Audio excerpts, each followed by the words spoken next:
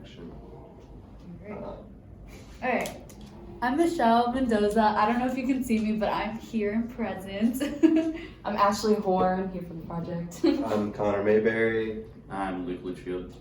And we're gonna start our project for you. So. Oh, and our lovely cameraman Creighton Moore. Yes. He's behind the scenes. Okay, so we're gonna start.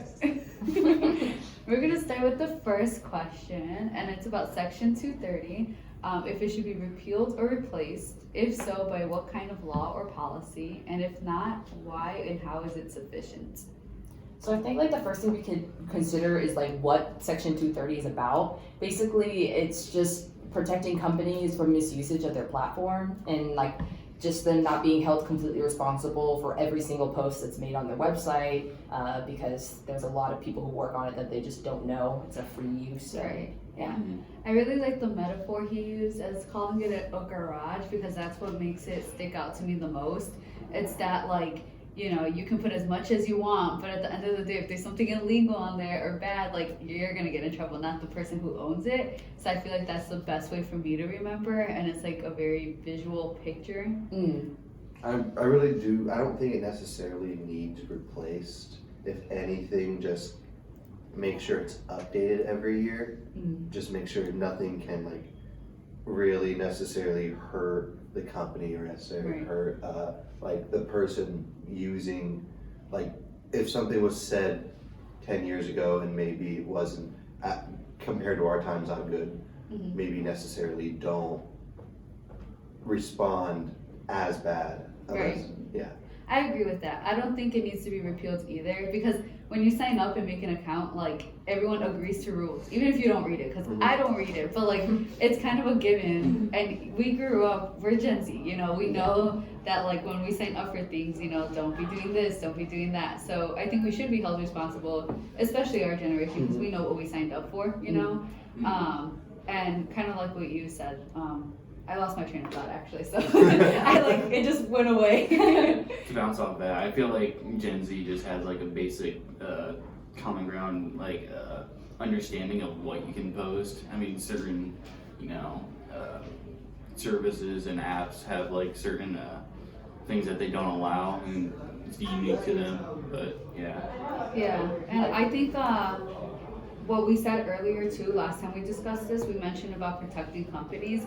I think it was you, Luke, that brought it up. But like, I do agree that we should be protecting the companies, because I mean, like, they're just giving us their service, you know, something to enjoy. But at the same time, I think Connor had said this last time, like, if it's something that's really, really bad or illegal or whatever, and like Twitter, like for example, or another organization takes part or maybe doesn't do their part, like by taking it down or consequences or something, then yes, it would make sense why they'd be responsible.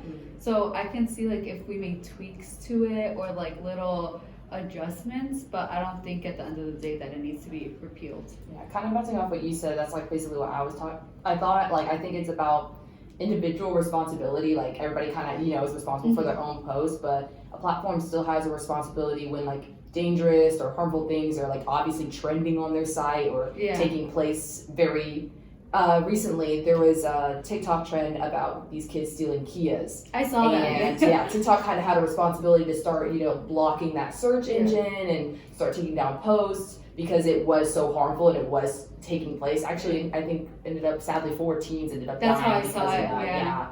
And so I think you have a responsibility when things are obviously taking place on that platform. But unless it gets to that escalation, if it's a small thing, I don't think it's likely to think that every platform is going to catch those small people making posts. At that point, it's fair to like think about the quantity of people being affected instead of like, should we intervene? Should we not? It should be like, well, if one person's being affected, it doesn't really matter. You know, even if it ends up in a tragedy, like it stinks, but like I can see how Section 230 kind of like applies. Like it's not really their fault, you know. But then if it's a mass thing, like how you mentioned, or something that goes on the news because it's that bad, then we kind of have to think about it. Yeah, I think they should play a prevention hand. Try to like have an established, like I guess people who search for those things. But if they miss it, they miss it. Exactly. It's not really something you can control. That kind of leads us to our next point because we're talking a lot about what's right and what's not.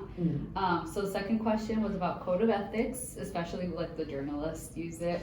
And we're just supposed to discuss what social media code of ethics should consist of. So thoughts, anybody? I'm definitely just a huge fan of accuracy. I don't think that if you're like making YouTube videos or just in journalism for like New York Times, I think you should be accurate with whatever you're giving out, because you're giving that information out to the people, and most likely the people aren't going to be against what you're promoting. They're Right. watching or reading you, so they're going to believe you.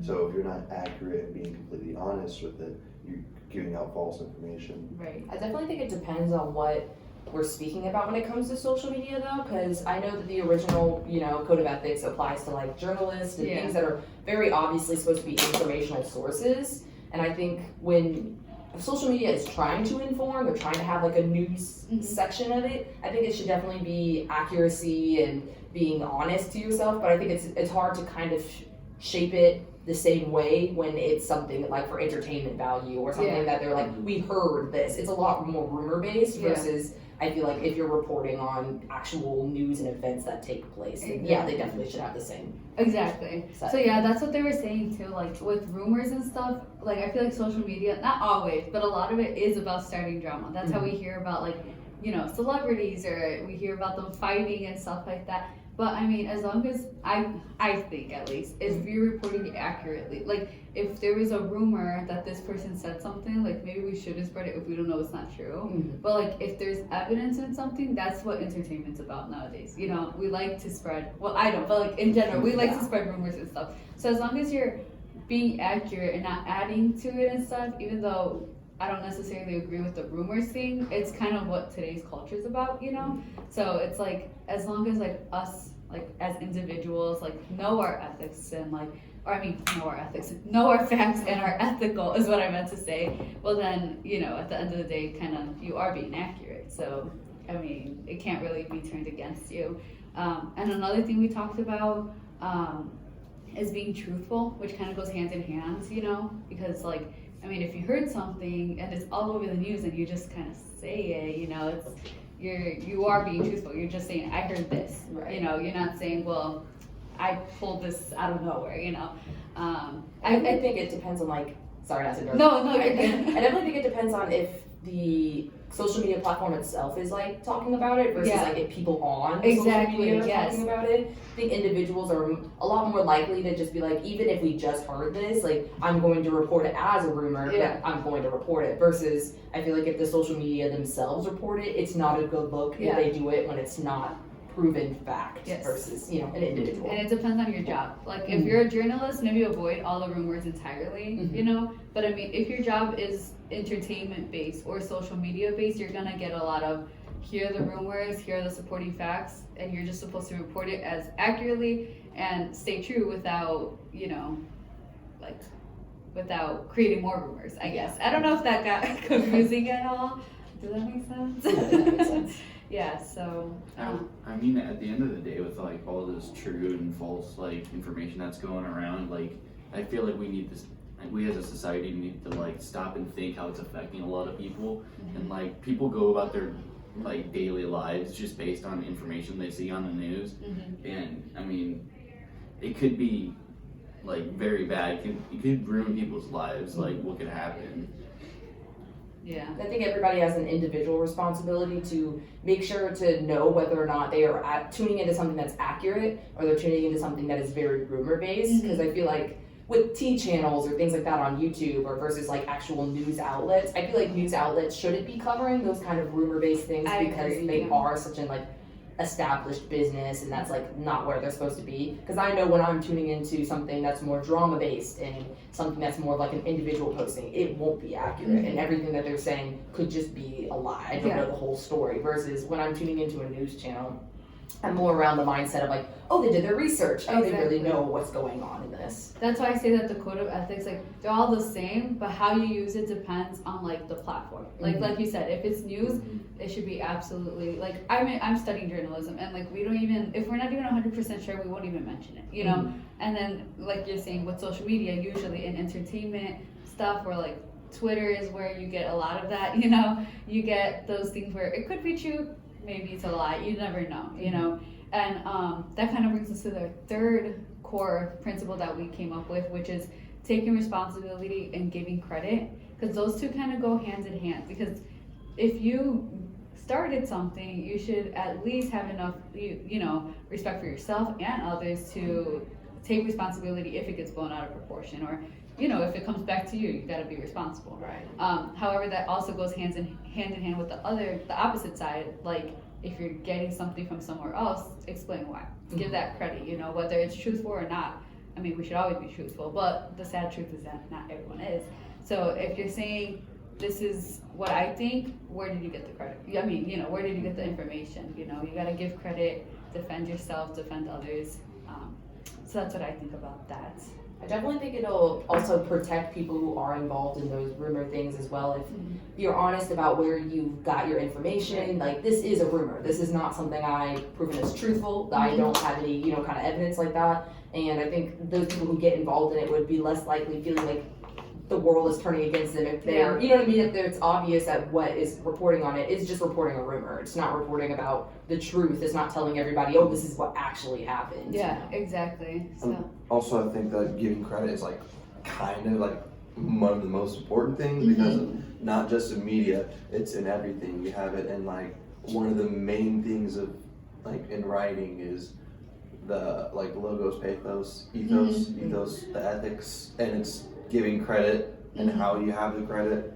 yeah, because then you're gonna end up in trouble, and then nobody's gonna want to hire you. Yeah. And then the people aren't gonna like you. And Or it's no just one's gonna believe your research Exactly. paper. Right. I also think it can lead the individual to kind of like self-assess if like what they're listening to is honest or not. I mean, if I credit my best friend Susie's cousin versus if I credit like a legit source, you can kind of tell what the information you're getting is, and I feel like not only does it help support the people who actually, you know, give the information, but it also helps the viewer kind of decide, okay, this might not be completely accurate because you're getting it from some rando. Especially because social media, like, can be, anybody can write it, you know? Like, I can be followed by a million people because it's so easy to nowadays, you know?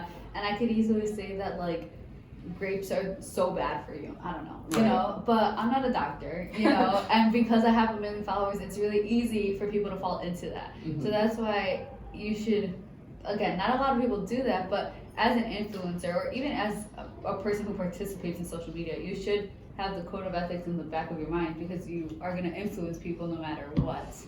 I'll say it later. I am so sorry. I'm so sorry. Oh my gosh, I told him we were recording. Anyway, so I hope you can crop that out. So that brings us to our third point. Where we were supposed to pick one of the broad topics. Ashley, you weren't here, but we chose free speech because we felt like there was a lot to say about it. And then we have to decide whether or not the statement of, what is it? The assertion? Yeah, if like the professor's like take on it is accurate. Okay. Yes, if it's accurate or not. That our generation doesn't sufficiently value free speech. That's what I was looking for. Yeah. Okay, so I personally think that we definitely, as a whole, I'm not speaking for myself or for you guys, but as a whole, I definitely do think that we take advantage of it. I feel like we should remember that the code of ethics should come before opinions. I like to think, you know, in the gist of free speech, in the most simplest terms, is to be able to say what you want to and not having to fear about getting in trouble, getting arrested, you know.